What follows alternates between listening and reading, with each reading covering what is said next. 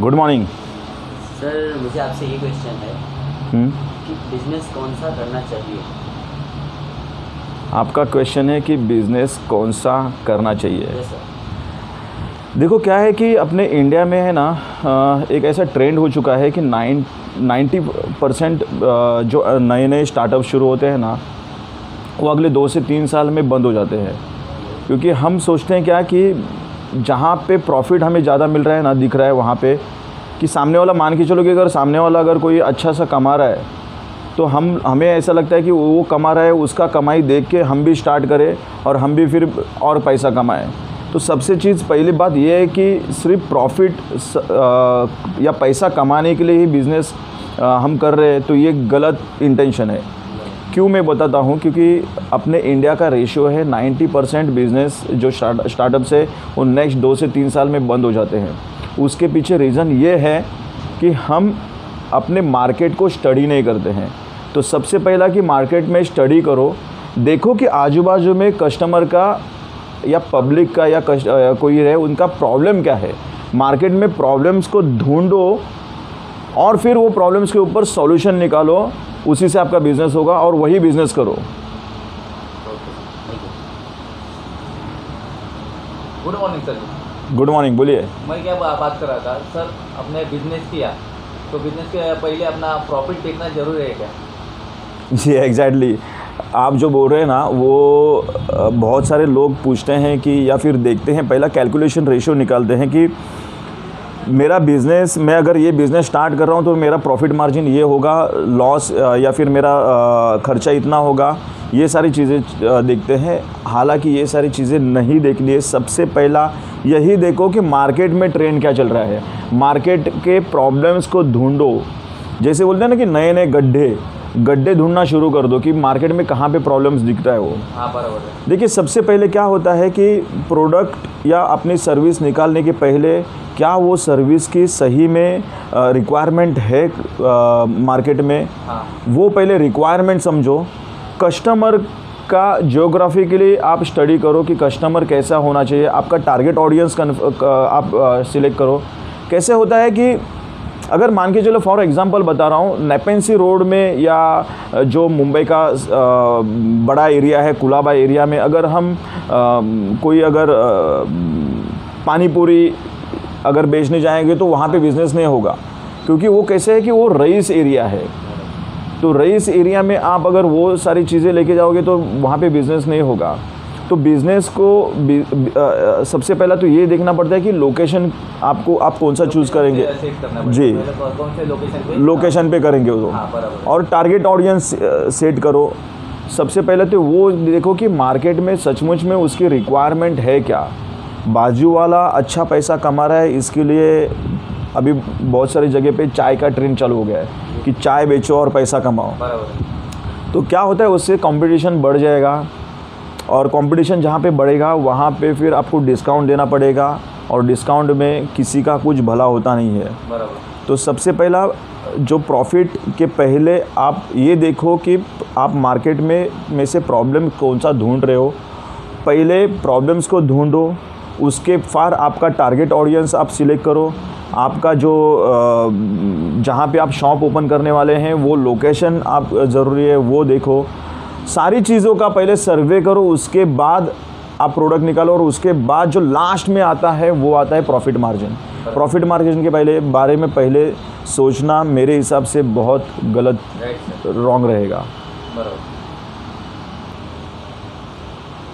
तो यही मेरा क्वेश्चन ये था सर कि बिजनेस को खड़ा करने के लिए हम उसको मतलब क्या उसके लिए ज़रूरत पड़ेगी ताकि उसको आप बहुत आगे तक लेके जा सकें। जी देखिए कि हाँ बोलिए।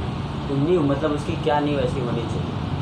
नींव क्या होनी चाहिए, देखो कैसे है कि बिज़नेस को खड़ा करने के पहले ना बंदे को खड़ा किया जाता है।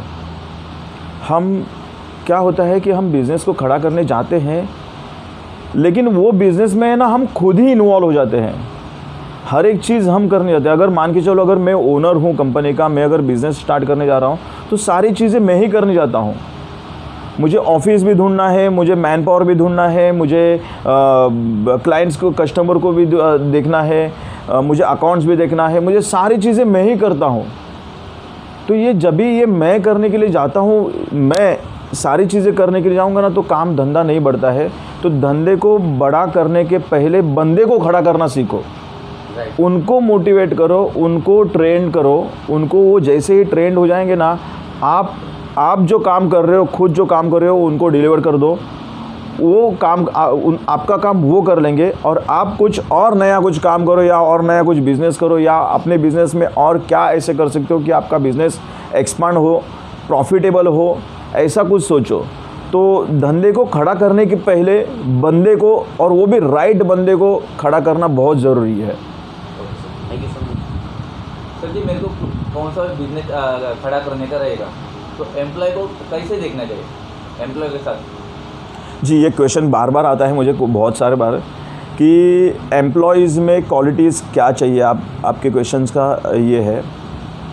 देखो, मेरा जो पर्सनल व्यू है, मैं जो अब तक जो इंटरव्यू लेता हूँ, वो उनको उनमें स्किल क्या है वो इतना मैं देखता नहीं हूँ, लेकिन उनका विल क्या है ना, वो देखता हूँ। क्या एम्प्लॉयज़ का जो इंटरव्यू के लिए आते हैं, पहले वो मैं देखता हूँ कि वो कैसे ड्रेस में आ रहे, वेल ड्रेस्ड है कि नहीं, वो बात कैसे करके, उनका बिहेवियर कैसा है, उनका बॉडी लैंग्वेज कैसा है, वो आंखों में आंखें डाल के बात कर रहे हैं कि नहीं, आई कॉन्टेक्ट उनके ठीक ठाक है कि नहीं, या फिर बात कर रहे हमारे साथ और इधर उधर वो देख रहे। तो ये छोटी छोटी चीज़ों से ना हमें ऑब्जर्व करना पड़ता है कि एम्प्लॉय सचमुच में काम का है कि नहीं है, वो कॉन्फिडेंटली कैसे आंसर दे रहा है, भले वो चाहे वो आंसर गलत हो या राइट हो, लेकिन उसको कॉन्फिडेंटली कैसे बात कर रहा है, आपके साथ मेरे साथ कैसा बात कर रहे हैं। एग्जैक्टली। तो कॉन्फिडेंस के साथ कैसे बात कर रहा है, वो कैसे जवाब दे रहा है, वो सही हो या गलत हो तो सेकेंडरी होता है, वो जानना बहुत ज़रूरी है। उसका एटीट्यूड कैसा है, क्या वो लीडर बनने के काबिल है या नहीं है। लीडर देखिए कैसे है कि बिज़नेस में ना हम एम्प्लॉयज़ ढूंढते हैं, काफ़ी सारे बिज़नेस में। मैं जब भी किसी को कंसल्टेंसी देने आता हूँ तो लोग बोलते हैं कि हमारे एम्प्लॉय इतने हैं, ये डिपार्टमेंट में इतने एम्प्लॉयज़ बैठे हुए हैं। एक्चुअली कैसे है कि बिज़नेस में ना, हम अगर बिज़नेसमैन है ना, तो हमें अपने हर एक डिपार्टमेंट में है ना एम्प्लॉयज़ नहीं खड़े करने हैं, हमें अपने एक एक डिपार्टमेंट में ना लीडर्स खड़े करने हैं।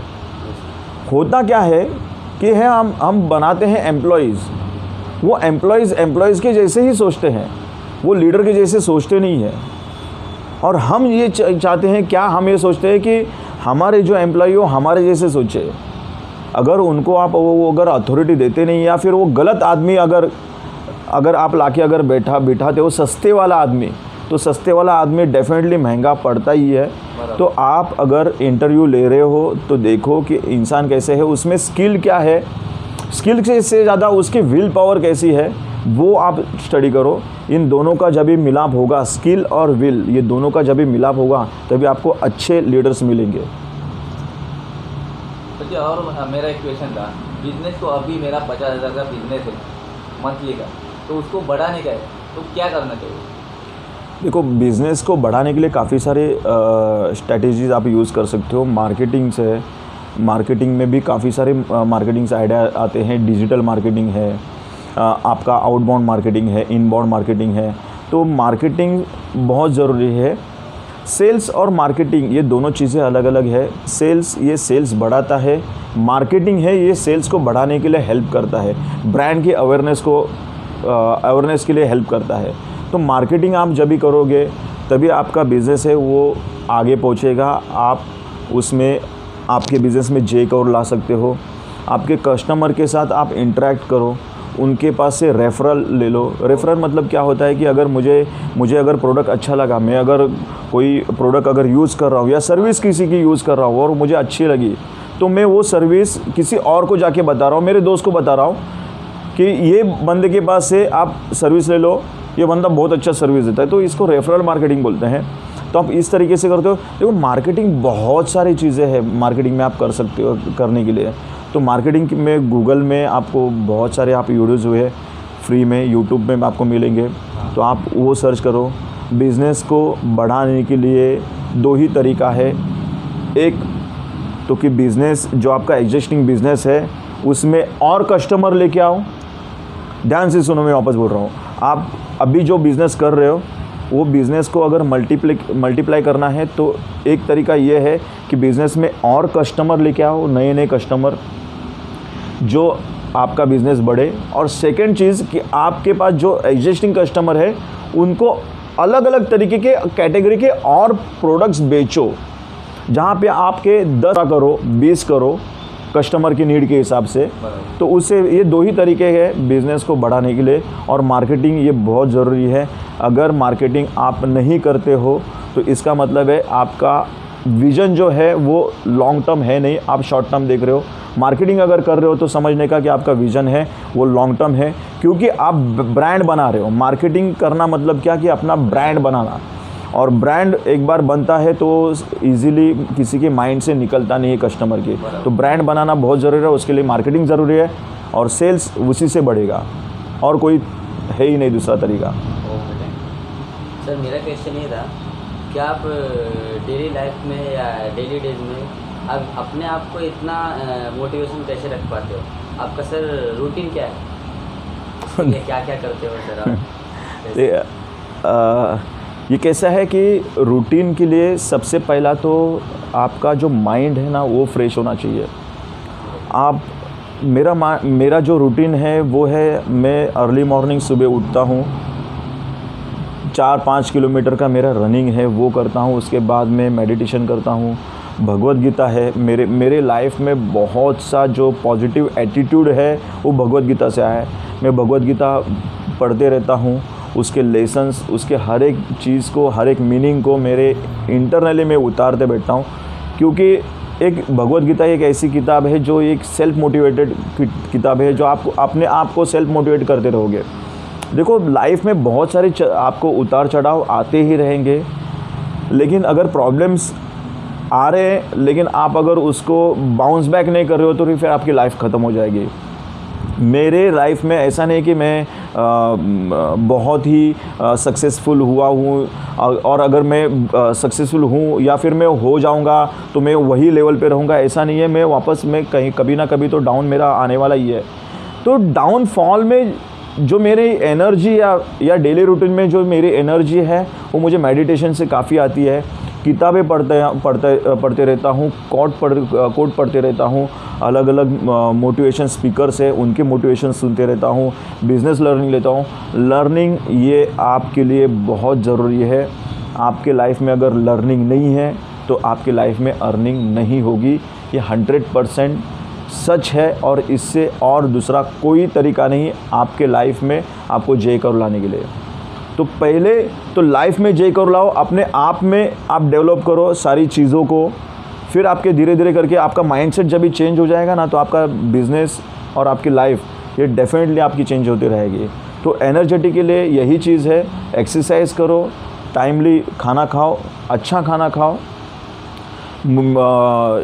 आप मोटिवेशंस आप सुनते रहो, वीडियोज़ वगैरह, मेडिटेशन करो, ये दिन भर में काम करो, आपका लाइफ, आपका दिन पूरा रात तक एकदम फ्रेश जाएगा, जैसे मेरा जा रहा है वैसे। सर मेरा और भी एक क्वेश्चन है कि अगर जैसे हम अपनी बिजनेस लाइफ में कुछ ऐसे काम करते रहते हैं जिसमें कस्टमर मतलब बहुत ज़्यादा भड़क जाते हैं, तो उसमें हमें उनको क्या जवाब देना चाहिए? क्या उनसे लड़ाई करना चाहिए? क्या उनकी बातों को सुनना चाहिए? वो मेरा क्वेश्चन है कि आप उसको सॉल्व करें। देखो बिज़नेस में कस्टमर है वो अपने भगवान है, क्योंकि वो हमें कुछ बिज़नेस दे के जा रहे हैं, कुछ हमें इनकम दे के जा रहे हैं। तो कस्टमर को टॉप ऑफ द वर्ल्ड पे रखो। सबसे इम्पोर्टेंट है कस्टमर। कस्टमर भड़कता क्यों है या फिर झगड़ता क्यों है? क्योंकि उसके एक्सपेक्टेशन पूरी नहीं हुई, इसके लिए अभी उसके पीछे कुछ ना कुछ तो रीज़न या कुछ ना कुछ तो गलतियां हमारी ही रहेगी। देखो बिज़नेस में गलतियां करो या होती भी है, लेकिन आप एक ही गलती को है ना बार बार मत दोहराओ। अगर आप दिन में अगर 50 गलती कर रहे तो कोई बात नहीं है, लेकिन वो 50 गलतियां ना अलग अलग होनी चाहिए। तो ऐसे करते करते गलतियां करते करते उससे सीखते सीखते आपको समझ में आएगा। एक दिन ऐसा आ जाएगा, उस दिन आपकी गलती नहीं रहेगी, आप एकदम परफेक्ट हो जाओगे। आपके जो कस्टमर है उनके प्रॉब्लम को सॉल्व करोगे। कस्टमर चिल्लाता वही कस्टमर चिल्लाता है जो आपके साथ रहना चाहता है। ध्यान में रखो, मैं क्या बोल रहा हूँ फिर से।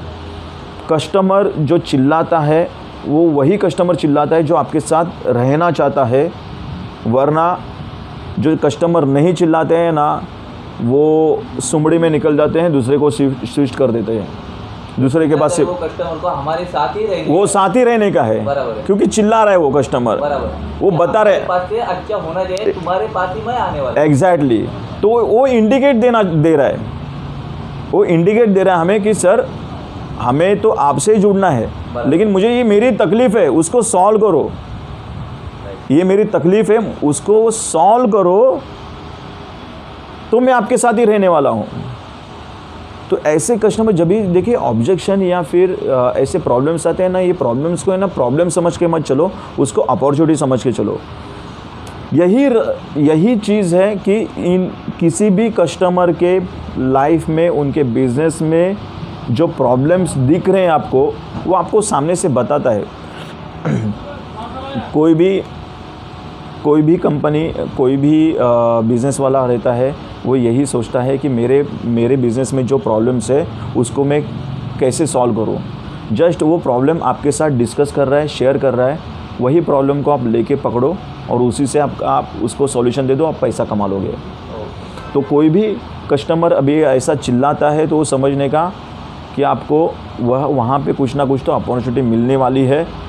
और एक चीज़ है कि आप जो गलती कर रहे हो वो एक गलती वापस वो मत दोहराओ। बराबर। और कस्टमर का अगर प्रॉब्लम सॉल्व करके दोगे तो कोई भी कस्टमर आपको चिल्लाएगा नहीं। Okay sir, thank you. Okay, thank you.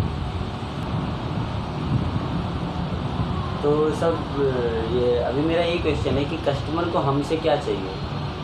बहुत सारे मतलब आते हैं कस्टमर, पार्सल देते हैं चले जाते हैं, या ऐसा कुछ तो रहता ही है उनका, लेकिन मेन क्या है जो उन्हें वो चाहिए ताकि और बिजनेस में ग्रोथ हो सके।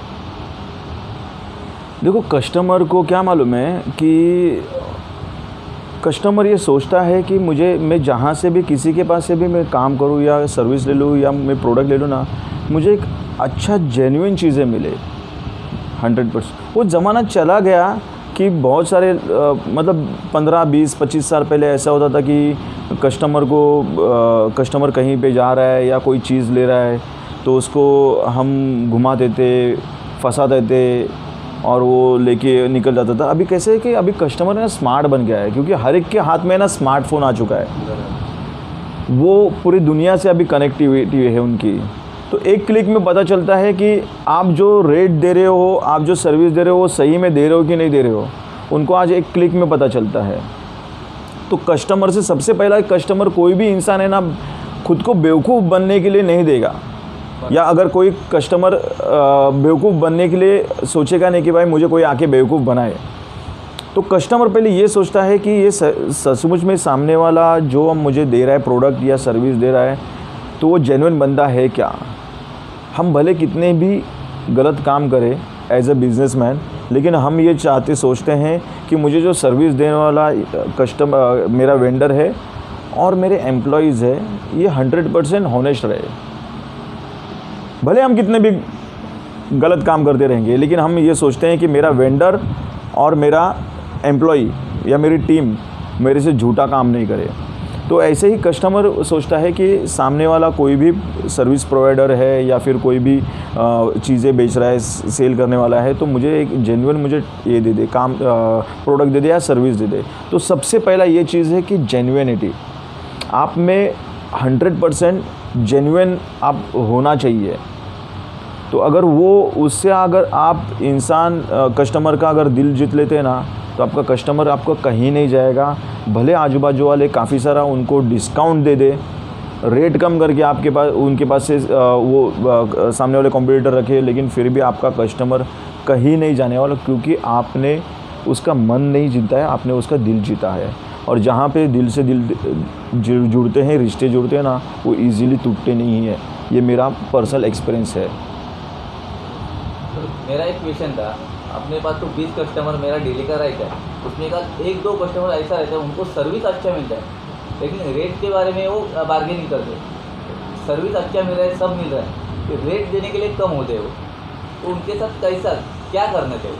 देखो सबसे पहला तो ध्यान में, सर्विस उनको अच्छा मिल रहा है, सर्विस अच्छा मिल रहा है लेकिन रेट भी नहीं देना चाहते हैं। हाँ, तो सबसे पहला ये चीज़ को ध्यान में रखो कि हर कोई कस्टमर अपना कस्टमर नहीं है, बराबर, ठीक है।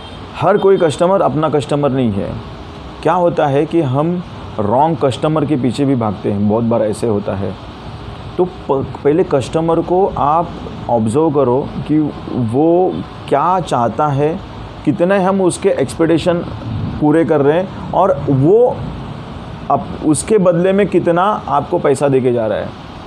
अगर उसके एक्सपेक्टेशन 100% पूरे हो रहे हैं लेकिन वो पैसा नहीं देना चाहता है या ज़्यादा पैसा आप जो चार्ज कर रहे हो वो नहीं देना चाहता है, तो समझने का वो कस्टमर अपने काम का नहीं है। तो कस्टमर को एनालाइज करना सीखो, वो कि वो सचमुच में अपना जो क्वालिटी हम जो सर्विस दे रहे हैं वो उतना बेयर कर सकता है कि नहीं। तो हर एक कस्टमर ये अपना कस्टमर नहीं होता है। हर एक बिज़नेस में ध्यान में रखो 80% कस्टमर ऐसे होते हैं जो सिर्फ 20% धंधा देके जाते हैं। बराबर, 80% कस्टमर ऐसे होते हैं जो सिर्फ 20% बिज़नेस देके जाते हैं और 20% कस्टमर ऐसे होते हैं जो 80% बिज़नेस देते जाते हैं। तो आपको अपने बिज़नेस में कस्टमर का सॉर्ट आउट करना चाहिए, एनालाइज करना चाहिए और उस हिसाब से आप कस्टमर को। मैंने एक फेडेक्स की स्टोरी सुनी है जिसमें वो माँ अपनी बेटी के लिए बहुत अच्छा सा लड्डू बना के देती है और फेडेक्स में कुरियर करती है। तो दरअसल क्या होता है कि जब वो कुरियर करने जाता है फेडेक्स का कोई पर्सन, तो फिर वो रास्ते में गिर जाता है, ख़राब हो जाता है। फिर भी उसके दिल में एक अपनापन रहता है कि ये कस्टमर, मतलब उस नज़रिए से नहीं देखता कि मेरा कस्टमर है, चलो ख़राब हो गया तो बस उसकी ज़रूरत उतना ही पूरे कर दें। लेकिन उसने सोचा कि मेरी अगर एक्सीडेंट होने के बावजूद भी इतनी हालत हुई है, लेकिन उसकी क्या चाहत है कस्टमर की, वो हमें पूरा करना है, क्योंकि उसकी बेटी की डिलीवरी थी और वो चीज़ वहाँ पे नहीं मिल सकती थी। तो उसे माँ का प्यारा सा लड्डू चाहिए था। फिर भी उन्होंने अपना वो रेसिपी दिखाकर उसने टीम में ऐसा इम्प्लीमेंट किया। आज वो फेडेक्स इतनी बड़ी है कि उसने एक रिलेशनशिप डेवलपमेंट किया है। तो इसमें सर आपकी क्या राय है कि हमें किस तरीके से कस्टमर से बिहेव करना चाहिए? देखो फेडेक्स की स्टोरी है ना, मैंने भी सुनी थी और उनका आर्टिकल काफ़ी सारा वायरल भी हुआ था, उनकी स्टोरी जो है। और बात ये सही है, देखो कस्टमर को इतना आप इमोशनली उसके साथ आप कनेक्ट हो जाओ ना कि वो कस्टमर आपको छोड़ के कहीं नहीं जाए। अभी इमोशनली कनेक्ट मतलब क्या, कि जैसे कि आपने बताया था कि फेडेक्स में जो माँ रहती है उसकी वो लड्डू बना के बेचती है, फिर वो गिर जाती है, फिर वो लोग फेडेक्स वाले कुछ ना कुछ तो तौर तरीका निकाल के वैसे ही रेसिपी से लड्डू वगैरह बनाती है और बाद में फिर ये चीज़ें बातें माँ को और वो उसकी बेटी को पता चलती है। तो इससे उनका जो ब्रांड अवेयरनेस है और उनका सेल जो है ना काफ़ी बढ़ गया था, जे कर्व में आए थे। तो आपके बिज़नेस भी वैसा ही है। कोई भी बिज़नेस जो शुरुआत होती है वो शुरुआत होती है यहाँ से और वो बिज़नेस का एंडिंग होता है यहाँ से, कोई भी डील। सर मेरा एक क्वेश्चन था कि मेरा लाइफ के बारे में पूछना था।